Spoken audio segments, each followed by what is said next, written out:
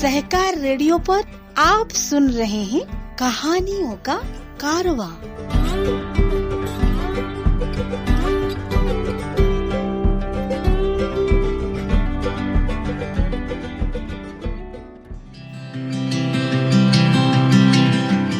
सहकार radio के श्रोताओं को विनोद का नमस्कार। कहानियों का कारवां में आज सुनिए चंदन पांडे की कहानी शुभकामना का शव।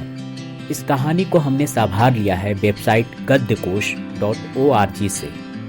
तो सुनिए ये कहानी शुभकामना का शव।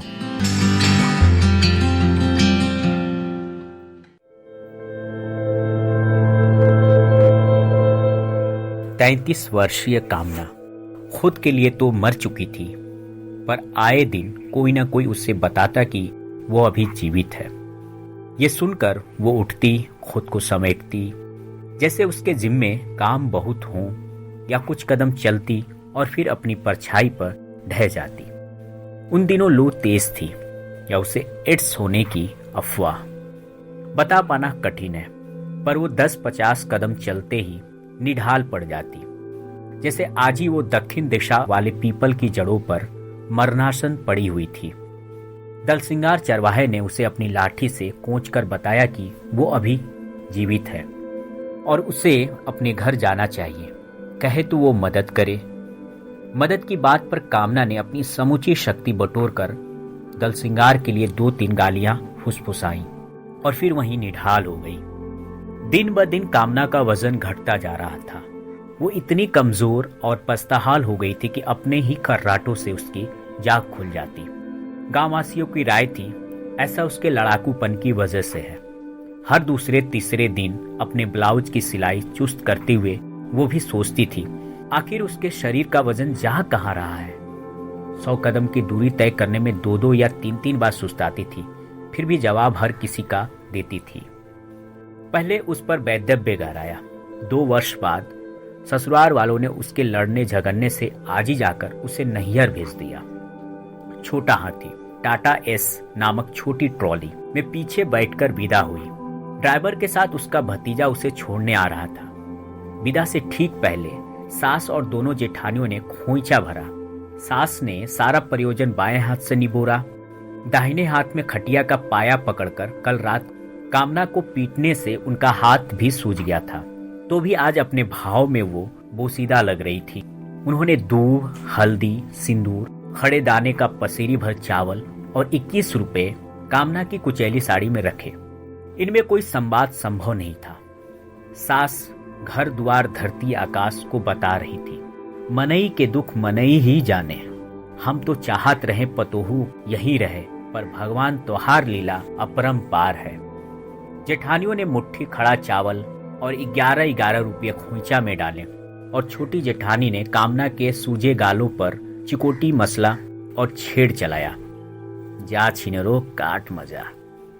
कामना की गर्दन पर पीछे की तरफ से ही अगर कल रात खटिये के पाए ना मारे गए होते तो वो जवाब जरूर देती, पर पहली बार किसी को जवाब दिए बिना जाने दिया।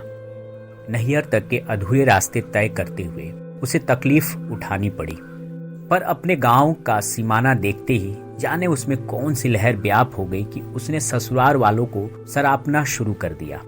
फूहड़ फूहड़ गालियों की बौछार ऐसी कि छोटा हाथी के इंजन का शोर भी कामना की आवाज को पी नहीं पा रहा था। छोड़ने वाले उसे मैं सामान गांव के सीमान पर ही उतार कर चले गए। 8 वर्ष बाद नैहर देश आकर वो भूल भुलैया में पड़ गई थी। पहचाने लोगों की शक्ल और सीरत सब बदल गई थी। नए निहोरे लौंडे लफाड़े घूमते दिखते जो कामना की मौजूदगी कुछ इस तरह स्वीकारते थे, यही है झगड़नियां कमीनियां। गांव की गलियां लोगों के ख्यालों से भी तंग हो गई थी। गालियों और झगड़े वाले अपने शब्द भंडार में वो अर्थ भर नहीं पाती थी जो उसके भाव उकिरते थे। फिर भी उन्हीं किन्हीं दिनों इस आशय का कुछ सोचा, अब उसका इस दुनिया में जीने का मन नहीं करता। भौजाइयां उसे बताती कि कौन सा कमरा किसका है, तब भी वो मुस्कुराती, ये सोचते हुए कि अपने ही घर में पता पूछना पड़ रहा है। पहली दफा कचहरी जाने के दिन उसकी भौजाइयां उसे तैयार करा रही थी। मंझली ने पाया कामना को बुखार है। किसी और को इत्तला करने से पहले पति को बताई। बहन के मानस में सम्मान छेकने की लड़ाई में हल्की बढ़त बनाते हुए मंझले ने बात बढ़ाई। बहनी को लेकर पहले वैद से मिलते हैं, फिर कोर्ट कचहरी होगी। कमजर वैद ने मुस्की काटते हुए सबको सुनाया, दुल्हन को प्रेम ज्वर है। वैद के शब्द चयन पर लोग अमूमन शर्म और हैरानी व्यक्त कर रह जाते। अपनी वैदकी पर लोगों के यकीन के नाते वो सार्वजनिक तिल्लगियां करते रहता था। पर इधर तो लड़ाई ही दूसरी थी। दो मानसिक गरीब पर शारीरिक मजबूत घराने लड़ रहे थे और फिर आपस का बांट बखरा वाला अंदेशा भी भाइयों में व्यापने लगा था। इसलिए छोटे ने मंझले की बढ़त कुचलते हुए वैद को चिल्लाकर हड़काया। कहना कठिन है कि बहन कितनी चैतन्य थी और कितनी तरजीह इन बातों को दे रही थी। दवा दारू लेकर वो सब तहसील कचहरी पहुंचे। कचहरी की जगह सीली थी। बाहर तिरपाल ताने ऊँगते अनमने से टाइपिस्ट। कचहरी की दीवार फाड़कर झांकने के अंदाज में उगे पीपल के कुछ पौधे। अधिकतर कमरों में बंद ताले। गाली गुप्तार से हरहराता कचहरी का अहाता। कामना का अंदेशा सच साबित हुआ। ससुराल वाले भी आए थे। इन सब के बीच पाई लगी देर तक चली। ये सब उम्र के मुताबिक नहीं, रिश्ते के मुताबिक हुआ। जैसे उम्र में छोटे जेठ का पैर कामना के बड़े भाई ने छुआ। ऐसे मिल रहे थे मानो किसी और के झगड़े में आए हों। कामना किसी टाइपिस्ट की चौकी में नीम तले बैठी रही, बिना घूंघट किए। दोनों पक्ष के वकील वकालत छोड़कर सब कुछ जानते थे। समझौते को दुनियादारी की संज्ञा से पुकारते और चाहते थे कि इन दोनों पक्षों की सुलह भी कचहरी के बाहर हो जाए। यही तरीका है। पहले जायदाद के फायदे दिखाकर अदालती मामला दर्ज करा दो, कई दफे फीस और खर्चे तमाम वसूल लो, फिर सुलह सुलूक करा दो। कामना के भाई सब बहन को उसका 16 बीघे वाला अधिकार दिलाना चाहते थे। न्यायाधीश की टूटही कुर्सी के सामने ही दोनों पक्ष आपस में भिड़ गए। ससुराल वालों में से एक ने बंदूक निकाल ली। बंदूक के दरस पाकर सबसे पहले सिपहिया सब कचहरी से फरार हो गए। ससुराल वाले अपने वकील को बोलने नहीं दे रहे थे। सबसे बड़ा जेठ गुस्से में बोलते बोलते अपनी ही जीभ दांतों से काट बैठा तो संजले ने मोर्चा संभाला, जिसके पास बंदूक थी। मलिकार न्यायाधीश को संबोधित, मौलवी गांव के कुबाभन सब बहन की कमाई खाना चाहते हैं। धंधा कर लो बहन, बड़का बहनी को अधिकार दिलाने आए हैं। मलिकार, अभी से हमारी पुश्तैनी जमीन के ग्राहक चक्कर लगाने लगे हैं। बहन के हिस्से की जमीन मिलते ही ये सब बेच खाएंगे। लंबा एकालाप चला। उसने कामना को भी खूब सुनाया, लेकिन एक गलती कर दी। गर्मा गर्मी के दौरान कामना को एक गाली दे दी, जिस पर वो फूट कर रो पड़ी। गाली थी भतर काटी, पति की हत्यारन। इतना सुनना था कि उन बहादुरों की बंदूकें धरी की धरी रह गई। कामना के भाइयों ने उसके जेठों और देवरों को कुर्सियों से मार मार कर कुर्सियां तोड़ डाली। कूटने के बाद छोटे भाई ने हाँफते हुए कहा, बहन का हिस्सा तो तोर बाप भी लिखेगा रे दोगला सन। ये लोग ससुराल वालों को कूच कांच कर और बहन रुलाई रुकवा कर लौट रहे थे। तब सिपहिया लोग आते दिखे। वही सब सिपाही जो दोनाली देखकर भाग गए थे। बिना किसी दरियाफ्त के उन सबों ने सफाई पेश की। खैनी चूना वास्ते टहलने निकल आए थे। सब निपट गया। पांडे बाबा बोहनी कराओ। मंझले बाई ने 100 के 4 नोट अपनी जांग पर रखे और कहा, ले जाओ दरोगा जी, तेल लगाने के काम आएगा। बड़के ने आंख तरेर कर बात घुमाई। कहा, लड़बक, और पैसे उठाकर नायब के पैंट और जांघिये में कहीं खोस दिए। पुलिस वाले सोच नहीं पा रहे थे कि दरोगा वाले संबोधन से खुश हो लें या बाकी बातों का बुरा मान जाए। बड़े भाई ने फिर कहा, दरोगा बाबू, गांव की ओर कभी आओ। इस तरह पुलिस वाले अपनी आबरू को लेकर आश्वस्त हुए। दरअसल इस इलाके में पुलिस इतनी बदनाम थी कि अगर ये 2-4 की संख्या में हुए और कोई गलती कर दी तो बड़ी मार पिटाई खाते थे। हाँ, अगर दलबल के साथ हो तो फिर मामला उल्टा हो जाता था।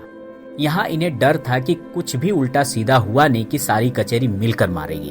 भारत से दूर देश के इस हरे भरे फिर भी अधमरे इलाके में वकीलों का बोलबाला था। अदालतों के आ जाने से जायदाद और मिल्कियत के मामले में पंचायती या बाहुबली फैसले अवैध हो गए थे। वकील थे कि वकालत से अलग सब करते थे और मौके बेमौके उसे सही साबित कर सकते थे। कामना के ही मामले में जब दोनों तरफ के वकीलों ने सलाह दी, तारीखों पर आया करो, सब आते रहे, कचहरी में ही झगड़ते रहे। फिर सलाह दी, कामना जिस घर अधिक समय गुजारेगी उसकी दावेदारी अधिक होगी। इस मशवरे पर कामना के अपहरण का सिलसिला शुरू हुआ, जो तब तक चला जब तक कामना बीमार ना पड़ गई। दोनों तरफ के लोग जब झल्लाते, उगते, अदालती खर्चों से चिहुकते तो कामना की पिटाई करते। ऐसे तो उसका बड़ा मानजान था, पर परेशान होते ही लोग उसे ऊंच नीच कहना शुरू करते थे, जिसके जवाब में वो गरियाती और फिर पिटती। कभी कभी वो गाली ना भी दे तब भी लोग उसे पीट बैठते। इसका पता कामना की रुलाई से चलता।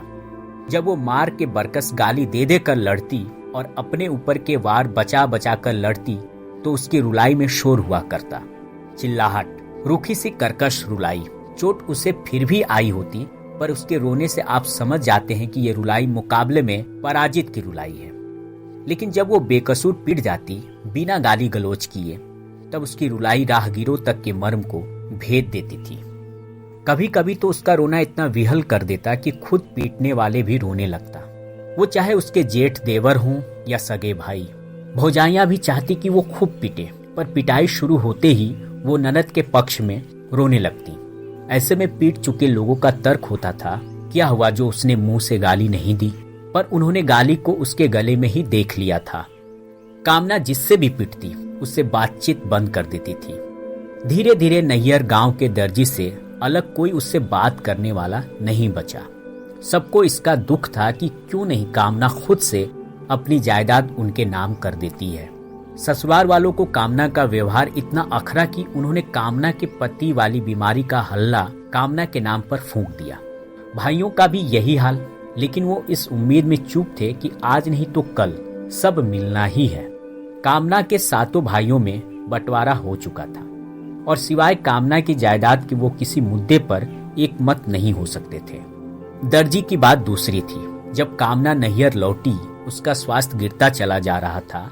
आए दिन कपड़े चुस्त कराने या फिर पुराने कपड़ों को उगड़वा कर नया बनवाने के लिए कामना दर्जी तक जाया करती और उन्होंने अपने डरे सहमेपन के नाते गांव में अच्छा खासा सम्मान कमा रखा था। जब भी कामना वहां जाती, देर तक बैठती, लोग आते, अक्सर औरतें और दर्जी से बातचीत के बीच कामना को ऐसे देख लेते जैसे वो किसी परिचित गांव की अपरिचित है। वो वहीं बैठी रहती। जब लोग चले जाते तो कुछ न कुछ बतियाती। होशियारों का शुबहा था कि दर्जी ही कामना का वकील बना है, जबकि कामना मियाँ जी से जो बातें करती उसका कुल लक्ष्य होता था जैसे वो दर्जी के माध्यम से अपने जीवन को जानना समझना चाहती हो। कामना का एकमात्र अपराध अकेला पड़ जाना था, इतना वो समझती थी। इसका दुख भी उसे था। वो दर्जी से अपने बारे में, अपने शादी के बारे में पूछती। अपने पिता का चेहरा वो भूलने लगी थी। पिता उसे खास कोई प्यार भी नहीं करते थे, फिर भी खोई हुई उम्मीद की रोशनी की तरह उनके बारे में पूछती। मियाँ जी सिलाई मशीन की धुन पर उसे बहुत कुछ सुनाते, कुछ स्मृतियों के आश्रय, कुछ गढ़कर, कुछ अपने जीवन का मिलाकर कामना के जीवन के किस्से पूरते। मियाँ जी के किस्सों पर सवार कामना अपना जीवन देखती, पलटती और पाती कि उसे सब हुबहू याद आ रहा है। मसलन बचपन से ही उसके झगड़ालू होने को उसके खिलाफ इस्तेमाल किया गया। गांव में लड़ाका के नाम से वो मशहूर थी। कोई नहीं जानता 15-20 सगे चचेरे भाई बहनों के बीच कब क्या हुआ कि कामना झगड़ालू दर झगड़ालू होती गई। लोग उसके इस स्वभाव का फायदा उठाते थे, किसी भी गलती के लिए उसे दोषी ठहराते हुए, जैसे सब यही मानकर चलते थे कि झगड़ालू है तो भूल गलती इसी की होगी। कामना के ब्याह में भी ये आरोप इस्तेमाल हुआ।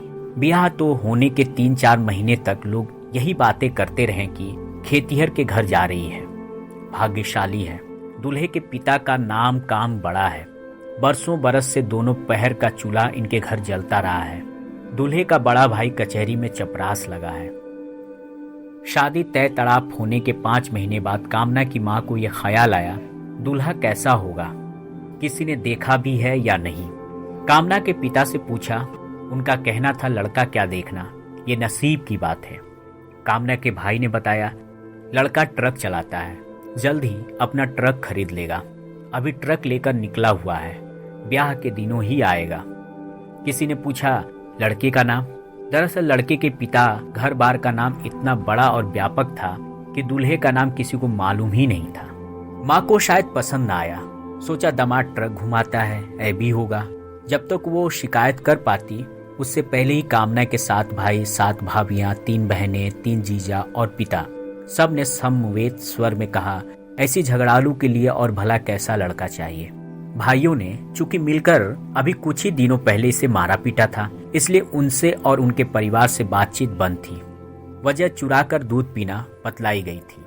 कामना के बड़े भाई राम आश्रय को कुछ एहसास हुआ और उन्होंने हजाम को बुलावा भेजा। हजाम आया, बख्शिश में 11 रुपये पाकर नए गांव की राह चल पड़ा, जहां दूल्हे का नाम मिल सकता था। कामना भी हंसते हुए कहती थी, वहां भी सबको पानी पिला दूंगी। लोग मजे लेते थे। वो जानती थी कि लोग आनंद ले रहे हैं, इसलिए वो बढ़ चढ़ के दावे करती थी। उसका सोचना बड़ा प्यारा और जिद भरा था। वो अकेले पड़ थक चुकी थी। हर झगड़े झंझट के बाद वो पाती थी कि तमाम मारपीट गाली गलौज खत्म होते ही वो अकेले पड़ गई है। जिसके लिए लड़ रही होती है वो ही पता नहीं किस मुकाम पर कामना का साथ छोड़ विरोधियों से मिल जाती है। बहाना वही बहुत लहजबान है। कई बार तो ऐसे बदतर मौके भी आए जब उसे अपना भोजन अलग पकाकर खाना पड़ा। कामना ने तय कर रखा था कि नए घर में प्रवेश करते ही वो अपने आप को बदल लेगी। कोई जवाबी नहीं, कोई झंझट नहीं। कामना खुद से कहती कि सब तुम्हें अलग थलग कर देंगे।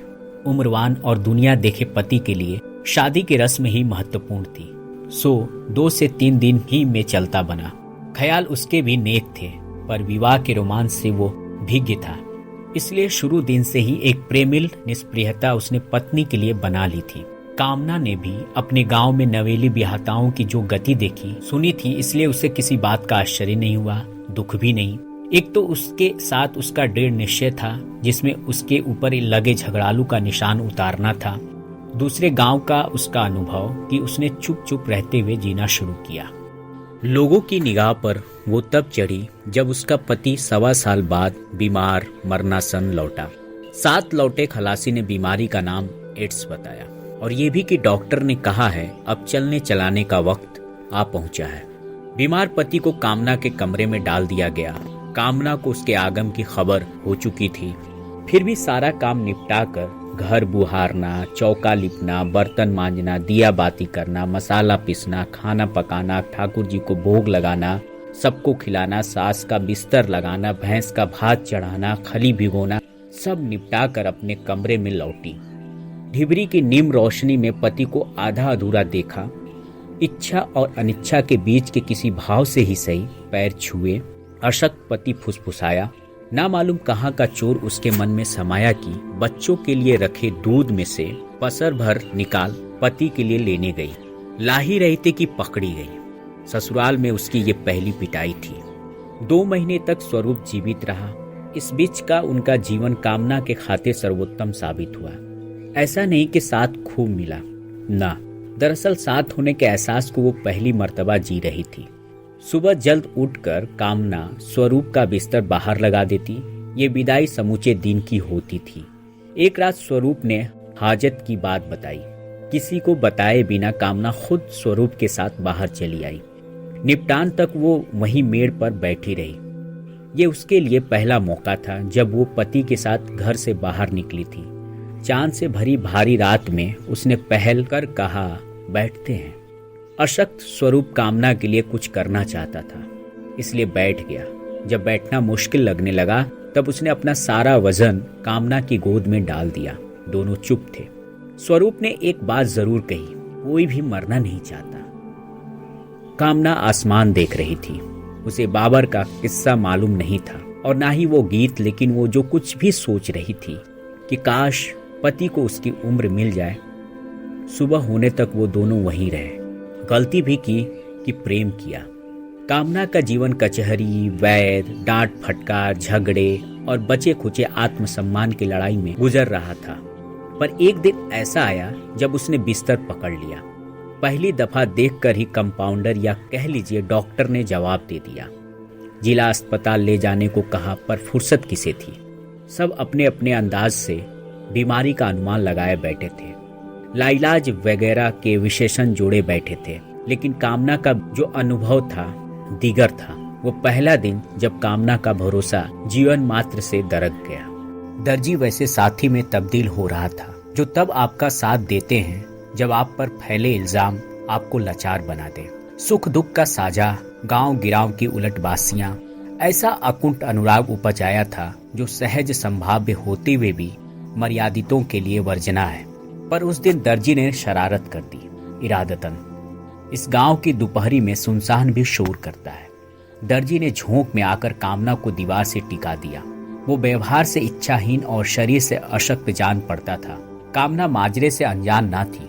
उसकी अपनी कामनाएं होते हुए भी जैसे बंद किसी पोटली में ढकी रह गई हो कि वो अवाक पड़ गई। निजोर विरोध किया। दर्जी के हाथ पांव चल रहे थे, पर जाने क्यों आंखें मूंद गई थी।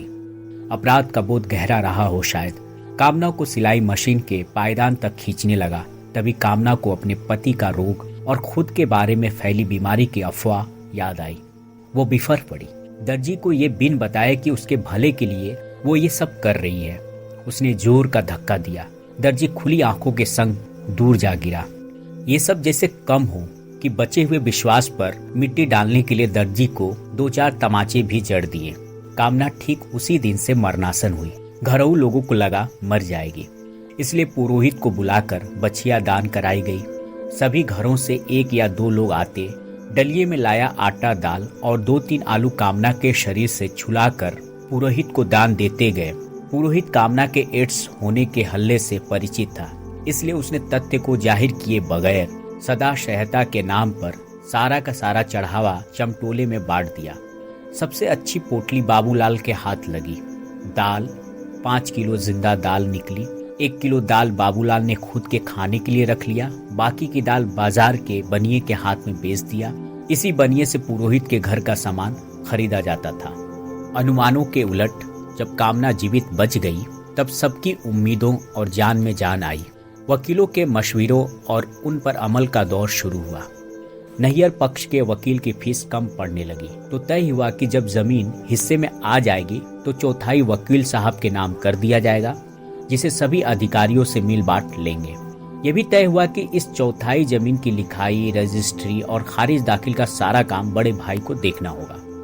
वकील ने सलाह दी, कामना को ससुराल भेजो, जल्द से भी जल्द। वहां मरी तो मामला अपने पक्ष में झुकेगा। किस्मत या वकीलों का सिमट गया, जो कहिए। ससुराल पक्ष के वकील ने भी यही सुनाया, बहू को नैयर में ही मरने दो, अपना पक्ष मजबूत होगा। बाबूलाल वकील को भी वकील तरन मिश्रा की डील पता पड़ चुकी थी, इसलिए उसने भी चौथाई जमीन का सौदा करना चाहा। लेकिन ससुराल वाले उल्टे इनकी बची खुची फीस लूटने पर आमदा हो गए, इसलिए बाबूलाल वकील को ये ख्याल तज देना पड़ा। कामना की मृत्यु सबके मूल में यही था। कब्जा उसकी लाश पर होना था, इसलिए पहली बार बहन की निगाह में गिरने से बचने की खातिर भाइयों ने कामना का अपहरण करा दिया। वो अशक्त बीमार खुद से ही रूठी हमारी नायिका शाम के समय लौटने गई थी कि कुछ लोगों ने उसकी गर्दन पर चोट पहुंचाकर उसका अपहरण कर लिया। गांव में शोर, सबकी एक राय, जरूर ये ससुराल वालों की चाल है। वो कामना को अपने पास रखना चाहते हैं। सच ही सुबह सुबह ये खबर आई कि कामना ससुराल के सीमाने पर भौंकते हुए कुत्तों के बीच पाई गई है। इस गुमान में कुत्ते भौंके जा रहे थे कि उन्हें पहली बार किसी इंसान ने तरजीह दी है। नैहर में तैयारी चल रही थी कि अपहरण का ये मामला थाने में दर्ज हो। कोई सामान्य दिन होता तो केवल पट्टीदारी के लोग साथ जाते, पर यह 16 बीघे जमीन का मामला था और समूचा गांव चाह कर भी ये सोचने से खुद को मना नहीं कर पा रहा था कि काश एक टुकड़ा उसके हिस्से आ जाए। इसके कई प्रयास हो चुके थे। कभी कचहरी के मारपीट वाले मुकदमे के बहाने अपना नाम डालने की कोशिशें, कभी सीधे सीधे अपना नाम डालने की धौंस। आज भी थाने चलने के लिए कामना के घर के बाहर लोग जमा होने लगे थे। दोपहर ढलने को आ रही थी और अभी भी लोगों का इंतजार हो रहा था। पुलिस थाने का अतिरिक्त भय ना होता तो कामना के भाई इनमें से किसी को साथ ना ले जाते। उन्हें भय था पुलिस का नहीं, इस बात का कि कहीं इन लालचियों में से किसी का नाम मुकदमे में ना डल जाए।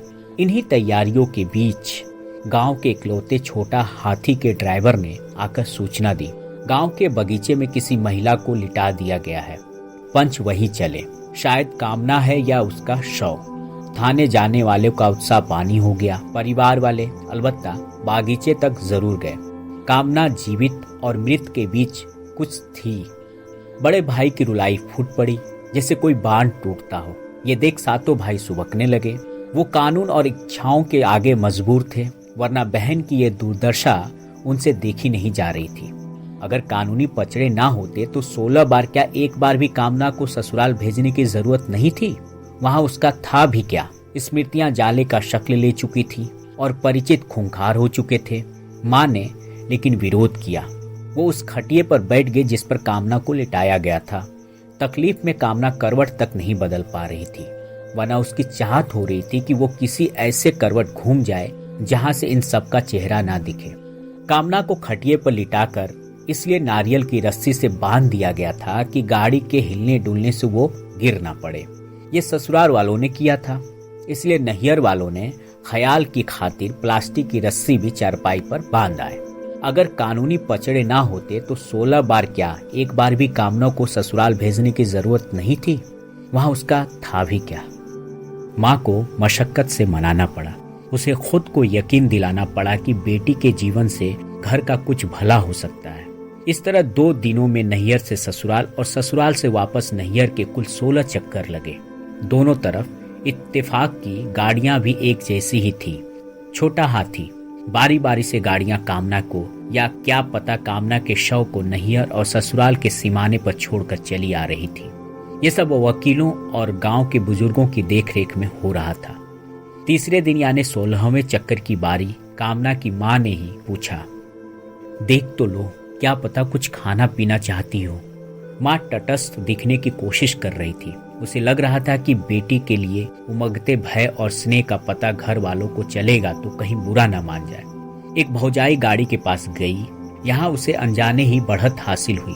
कामना जिस चारपाई से बंधी पड़ी थी उस पर समय खर्चा नब्ज टटोलती रही और मारे अचरज और खुशी के रोने लगी।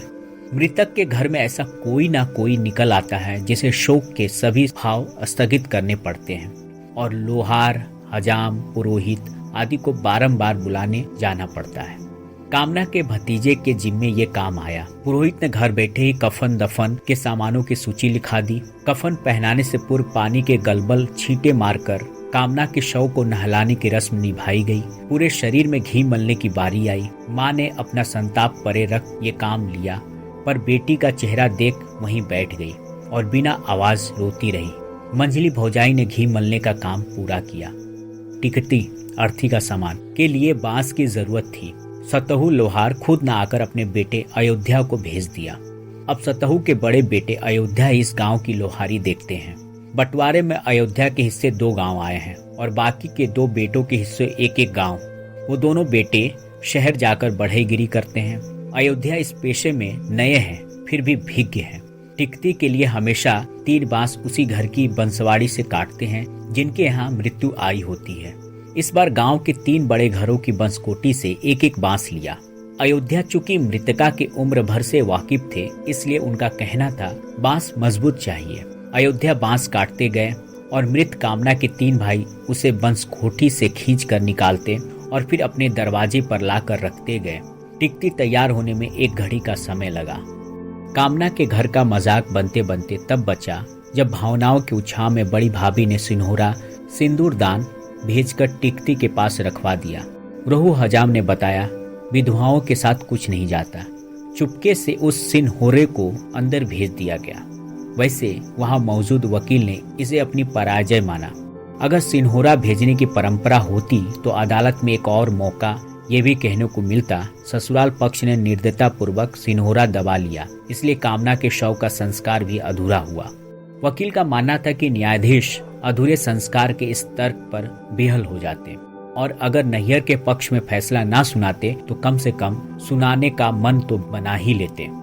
कामना का शव दास सरयू के किनारे होना था, घर से 8 कोस दूर। अर्थी लेकर इतनी दूर पैदल चलना कठिन है, फिर भी लोग जाते हैं। इस बार लगभग सारा गांव नंगे पांव कामना की शव यात्रा में निकल पड़ा। दर्जी गांव में ही रह गया। लोगों ने पूछा भी, पर वो आने से इनकार कर गया। समूचे रास्ते बारी बारी से लोग कांधा बदलते गए। शव को घर से उठाकर और घाट पर फूकने के बीच 5 दफे ही जमीन पर रखा जा सकता है, जिसमें एक बार गांव के सीमाने पर रखने का भी चलन है। इसलिए बाकी के रास्ते में हर 2 कोस पर अर्थी रखी जाती है और लोग सुताते हैं। यहाँ से नए लोगों का समूह अर्थी उठाते हुए आगे बढ़ रहा था। कोशिश यही थी कि एक समान ऊंचाई के लोग ही एक बार कांधा दें ताकि शव इधर उधर ना खिसक जाए और वजन किसी एक तरफ ही ना बढ़ जाए। पर घाट पहुंचते पहुंचते कामना का शव पीछे की ओर लुढ़क आया था। छल गलैया गांव के बूढ़े बरगद के नीचे, जहां अंतिम दफा शव को जमीन पर रखा गया, साइकिल और पैदल शव यात्री आराम फरमा रहे थे कि किसी ने खबर सुनाई, नाय गांव ससुराल वाले घाट पर दल बल के साथ इंतजार कर रहे हैं। सबका कलेजा सूख आया। वकील ने बताया, जरूर वो लोग लाश छीनने की कोशिश करेंगे। उन लोगों के पास बंदूकें थीं जो वो लेकर आए होंगे। नैहर के लोग इस आशंका से अनभिज्ञ थे, इसलिए कुछेक के हाथ में टेक वाली लाठी के अलावा कुछ न था। शव यात्रा को विराम दिया गया। लोग साइकिलों से वापस लौटे और जिस भी हालत में उनके पास जो भी हथियार मिले लेकर आए। टांगी और कुदाल से लेकर कट्टा, बंदूक सब लेकर आए और शव यात्रा आगे बढ़ी। दोपहर सबके कलेजे पर चढ़कर बोल रही थी। नदी का किनारा और उसकी तपती रेत का विस्तार इतना खुला था कि कोस भर दूर से ही लोग के पांव जलने शुरू हुए। कूदते फांदते रेत और सरयू नदी को गाली देते हुए लोग शव लेकर नदी की ओर भाग रहे थे। नदी धूप की तरह चमक रही थी और उस खुले में इतनी रोशनी थी कि चौंध से सभी अंधे हुए जा रहे थे। डोम बुलाया गया। लकड़ी और गोईठा गांव से ही आया था। डोम से 2 किलो नीम की लकड़ी रस्म पूरी करने के लिए ली गई। चिता सजाने के लिए लोग आम की मोटी बल्लियां नीचे बिछा रहे थे तो डोम ने टोका, आम की लकड़ी जल्द जलती है, इसलिए उसे ऊपर रखिए। नीचे जामुन और खैर की लकड़ी रखी गई। लाश को तुरंत ही उस पर रख देना चाहिए था, पर इस बात के फैसले में देर हो गई कि मुखाग्नि कौन देगा। सभी भाई अपनी विनम्र और अश्रुपूरित दावेदारी पेश कर रहे थे, पर बड़े भाई ने अपने बेटे नरेश यानी कामना के भतीजे को आगे कर निर्णायक बढ़त ले ली। मंझले ने अपने बेटे की बात चलाई, पर सभी ने एक स्वर में कहा, उसका उपनयन संस्कार जनेयू नहीं हुआ है, इसलिए वो अयोग्य है। इधर चिता पर शव रखा जा रहा था और उधर पुरोहित नरेश को नदी स्नान के लिए तैयार कर रहा था। स्नान के बाद हजाम ने किनारे के कुछ बाल उतार लिए। अब आग जलाने की बारी थी, जिसे डोम से लेना था। डोम को भनक पड़ चुकी थी कि मोटी जायदाद का मामला है, इसलिए वो आग देने से पहले 1000 रुपये की दक्षिणा पर अड़ गया, जबकि नैहर पक्ष ने 11 रुपये की तैयारी कर रखी थी। गांव के बिचवान आगे आए। डोम चिता स्थान छोड़कर अपनी डीह पर चला आया। पीछे पीछे कामना के भाई तथा कुछ लोग भी आए। ऐन उसी पल शोर का सैलाब उठा।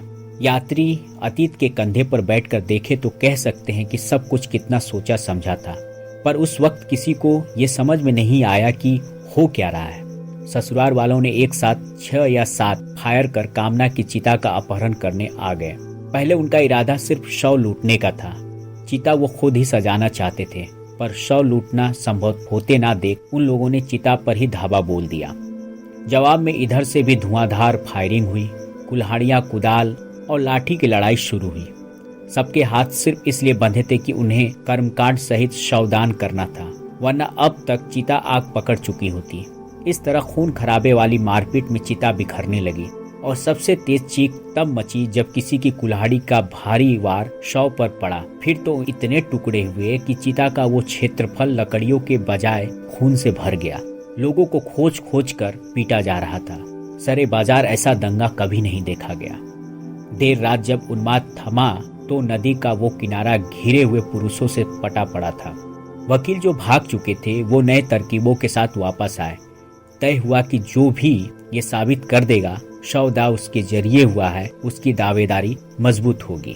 कामना के कुल 156 शव उस रात जले। दोनों मुद्दई पक्ष पीछे छूट गए। दोनों गांवों के ताकतवर लोगों ने लाश के टुकड़े चून चून कर नदी के किनारे 100 से ऊपर चिताएं जलाई।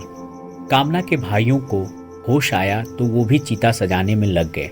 लकड़ियां खरीदने का धन नहीं था, इसलिए वहीं तय हुआ कि जायदाद का 10वां हिस्सा लकड़ी वाले को देना होगा।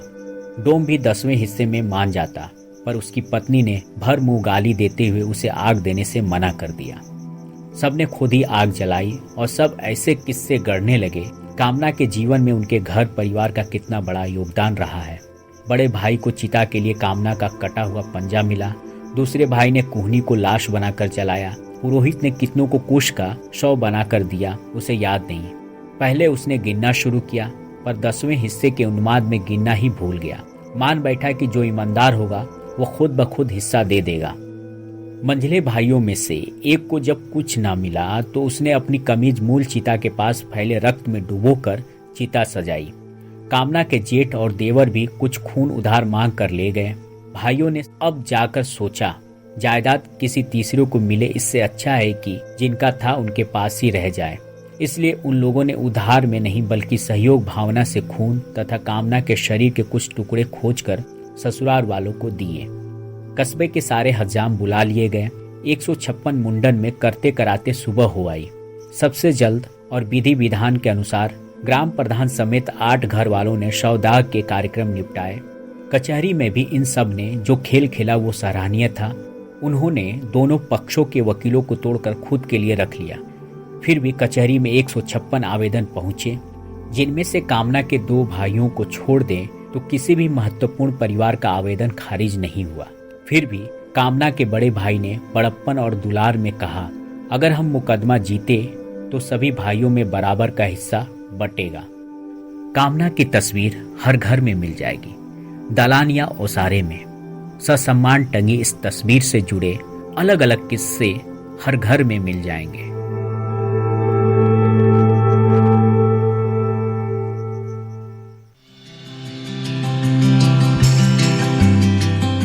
तो श्रोताओं, आप सुन रहे थे चंदन पांडे की कहानी शुभकामना का शव। कहानी आपको कैसी लगी? फेसबुक या यूट्यूब पर कार्यक्रम के कमेंट बॉक्स में जरूर बताइएगा। अगर आप हमसे व्हाट्सएप पर जुड़ना चाहते हैं तो 9617226783 पर अपना नाम और जिला लिखकर भेजें। यूट्यूब से जुड़ने के लिए चैनल सब्सक्राइब करें और फेसबुक से जुड़ने के लिए पेज लाइक करें। और अधिक जानकारी के लिए हमारी वेबसाइट www.सहकाररेडियो.com देखें। तो अगली किसी कहानी के साथ फिर मिलेंगे। तब तक के लिए दीजिए अनुमति मुझे विनोद को। नमस्कार।